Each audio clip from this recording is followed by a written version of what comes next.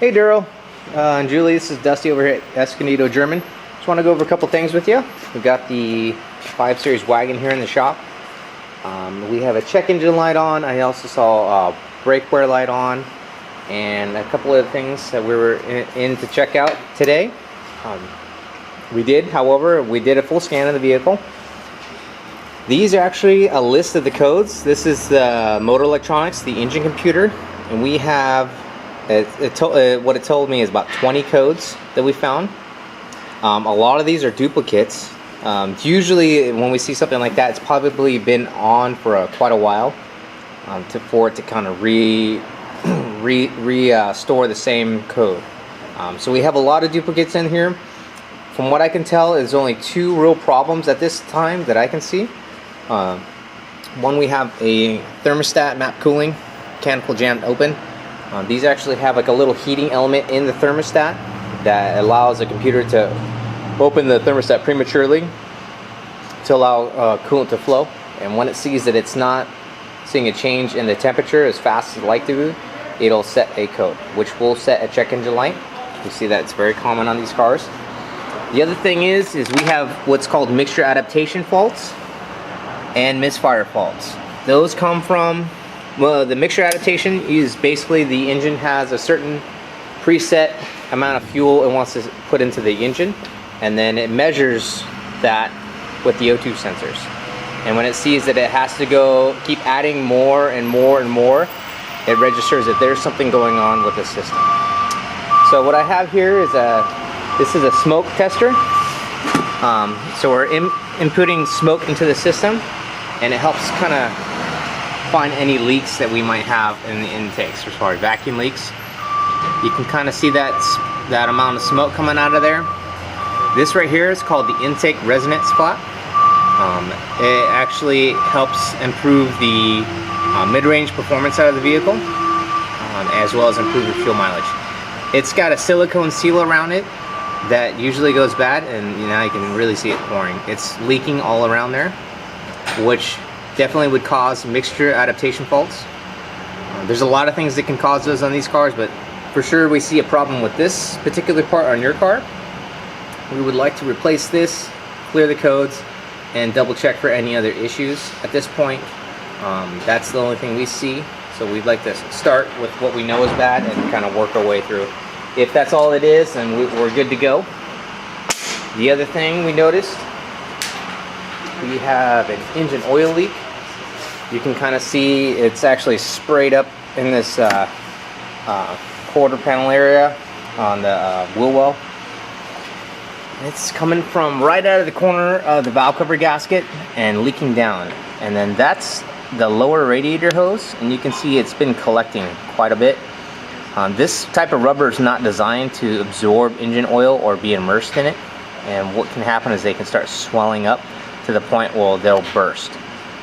So we don't want to get to that point to continue driving with this kind of issue, just because anything that's going to leave you stranded on the side of the road, we try to alleviate that. So what I recommend is we reseal the valve cover, clean the whole area off, and replace the hose. And there's also a fan switch in the bottom that needs to be replaced at the same time. So those are the things for the engine oil leak. There's actually a small leak from the oil pan. I'll get underneath and I'll show you guys. I did, however, hear some belt type noise, like an idler pulley. I noticed that the water pump had been replaced recently, and then I could see signs of coolant that has been spraying back on here. What happens is if those idler pulleys got wet by coolant, it pretty much destroys them instantly. So there's the tensioner pulley and an idler pulley. So those are most likely where that noise is coming from. Let me go ahead and rack the car, show you from underneath. We have some suspension issues that I noticed while I was underneath, kind of giving a once over on the car. It's the first time we've seen it, so we like to kind of get a good baseline for the condition, and that way we can kind of give you a recommendation and level of priority. The brakes, the brake light on, looks like the sensors are probably weren't installed or used the old one.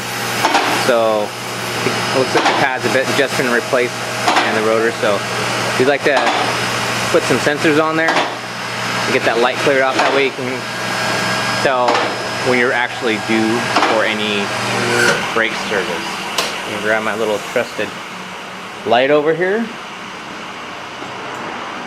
And this is underneath your car.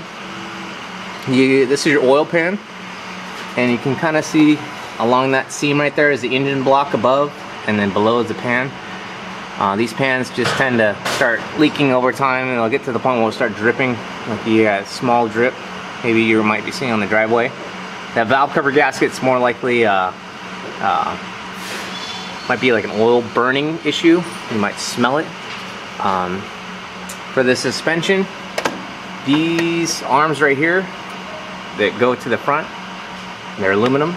They're called the tension strut arms. That ball joint's starting to go bad right there, and they start wearing. So obviously it's a moving part, and it can cause play inside the suspension, which then again will throw your alignment off. Starting to get a little bit of inside tire wear. Just not horribly bad, but it's enough that we put it on the machine that you're gonna see it's gonna be out of spec. The rear control arms, however, are pretty bad. You can see that inside tire wear. It's actually to the point where it's almost bald on the inside. And the rest of the tire looks pretty good. So if you're looking from the outside, you can't really tell that there's an issue. However, if I can get my camera to focus in, right beyond that brake line, you can kind of see what looks like dusty and dirty. That's the rear upper control arm ball joint. It's busted. It's very common on these cars, and it causes the camber to kind of go out, which causes the tire to kind of sag on the inside on the top, and then it allows it to want to rest more on the inside and wearing out the tires prematurely. And your rear tire too, on the right side, it's getting close. So those are the only things I saw on the car. Hope this kind of gives you a good rundown as far as what we see and what we recommend, and then kind of go from there. So but yeah, hope this helps. Darrell and Julie, just let us know what you want to do. Thanks.